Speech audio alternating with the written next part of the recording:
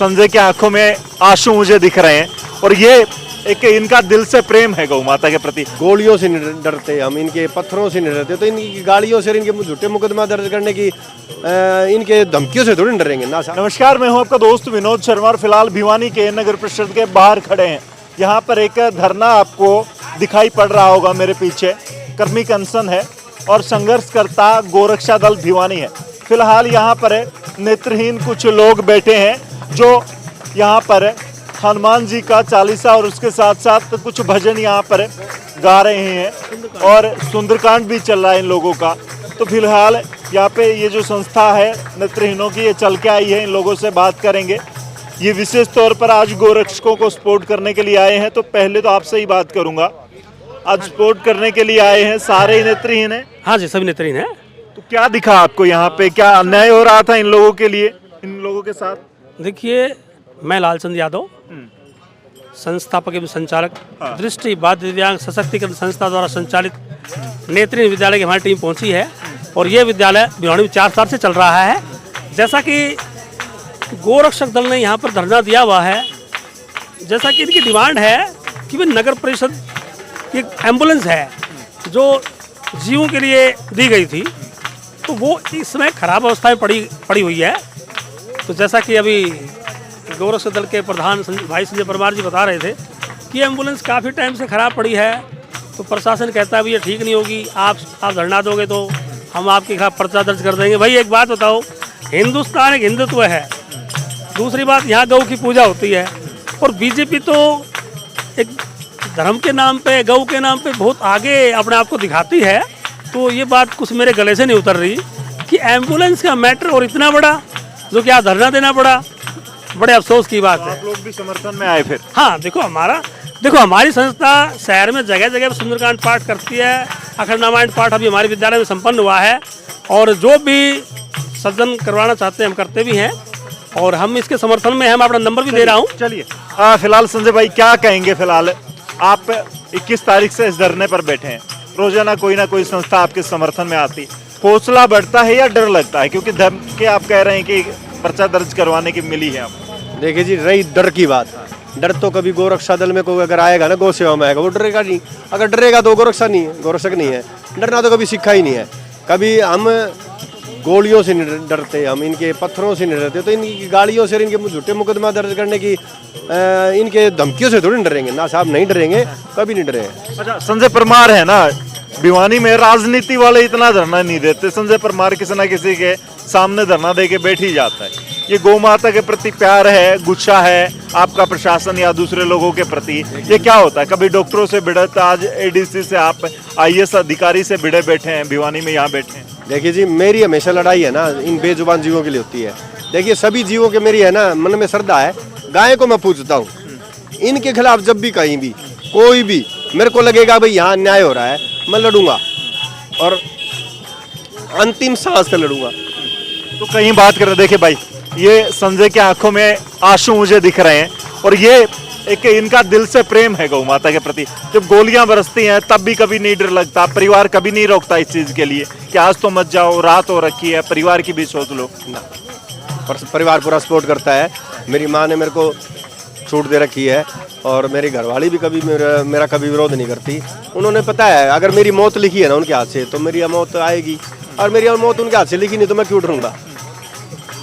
फिलहाल इमोशनल बड़े हो जाते हो, गौ की बात आती है, गौ माता की बात आती है। ये मामला कहाँ से शुरू हुआ? एक एम्बुलेंस की बात चल रही थी, प्रशासन की एम्बुलेंस थी, आप लोगों को कहाँ दिक्कत आई? नगर परिषद की एम्बुलेंस, नगर परिषद उसको चला रहा था, आप लोग बीच में कैसे आ? नगर परिषद नहीं चला रहा था साहब, आप नगर 2019 से इनकी गाड़ी हम चला रहे थे। अच्छा। और 3 महीने से इन्होंने ली थी, 3 महीने से ये चला रहे थे, ड्राइवर और तेल दे रखा था इन्होंने, बाकी सारा मेंटेनेंस वगैरह हम कर रहे थे। बात ये बिगड़ी अभी इनके 1 महीने पहले इनकी गाड़ी इनके ड्राइवर से खराब हो गई। तो गाड़ी खराब होगी तो ये तो ठीक कराएंगे, यही बात है बस। गाड़ी, क्योंकि गाड़ी अगर नहीं होगी तो हम कैसे उठवाएंगे? क्योंकि कॉल तो हमारे पास आती है, क्योंकि सब जगह 20 सालों से नंबर तो हमारे डिस्प्ले है। तो जितने भी गायें, कुत्ता, बिल्ली कहीं भी अगर कोई बीमार होता है तो शहर के, तो सारा शहर जानता है, हमारे पास ही कॉल आएगी, तो हम इनके द्वारा मदद कर लेते थे। तो अब ये एम्बुलेंस ये कह रहे हैं बजट ज़्यादा है। अब बजट समझ में नहीं आता है। 2 लाख का बजट इनके लिए ज्यादा है इन बीमार गायों को उठाने के लिए। ये कह रहे हैं कि मैं डीसी साहब करिए, मैं तो है ना ठेकेदारों से उठवा लूंगी। अब ठेकेदार को 2000 रुपये एक गाय के लिए दे देगी मैडम जी, और इन एम्बुलेंस के लिए पैसे नहीं देगी। अब मान लो 100 गायें उठा ली उसने, तो 2000 के हिसाब से कितने हो गए साहब? 2 लाख हो गए। अब 2 लाख रुपए उनको दे देगी और 2 लाख रुपए में गाड़ी ठीक नहीं कराएगी, जो कि एम्बुलेंस के, जो कि सरकारी संपत्ति है। अगर उसको अगर नहीं कराओगे तो गड़ जाएगी, वो वैसे ही गड़ जाएगी। तो प्रशासन को ये भी सोचना चाहिए, आप उनको 2 लाख रुपए उनको दे रहे हो ठेकेदारों को, 2 लाख रुपए देके अपनी गाड़ी ठीक करा लो, ताकि वो आपकी संपत्ति तो रह जाए। तो फिर कर्मी का अनशन चल रहा है, आप लोग यहाँ बैठे हैं धरने पे, तो कैसे लोग गौ की या दूसरे एनिमल की कैसे सेवा कर पा रहे हैं? बताता हूँ, कर्मी कंसन हमारा 23 से है। जब मैडम ने हमारे को धमकी दी थी कि मैं मुकदमा दर्ज कराऊंगी, तो ये उसके विरोध में कर्मी कंसन बैठे हम 5 व्यक्ति। और दूसरा क्या सवाल किया आपने? यहाँ बैठे हैं तो कैसे सेवा हो पा? ऐसा है, सेवा हमारे पास बहुत आती है और सेवा जो सीरियस होती है वो अभी हम ही कर रहे हैं। हमारे पास रिकॉर्ड है, बाकायदा हम मेल के माध्यम से सूचना भी दे रहे हैं प्रशासन को। मैंने सुना हेल्पलाइन नंबर तो इन्होंने भी जारी कर दिया, ये लोग खुद भी कर रहे हैं।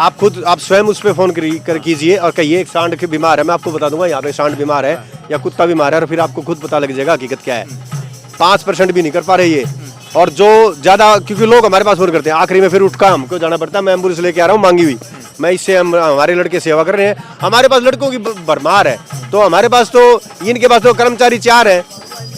अभी एक टम्पू दे रखा है, एक टम्पू के लिए 4 आदमी है, और एक वो आइसर कैंटर उसके पास, इनके पास 5 आदमी है।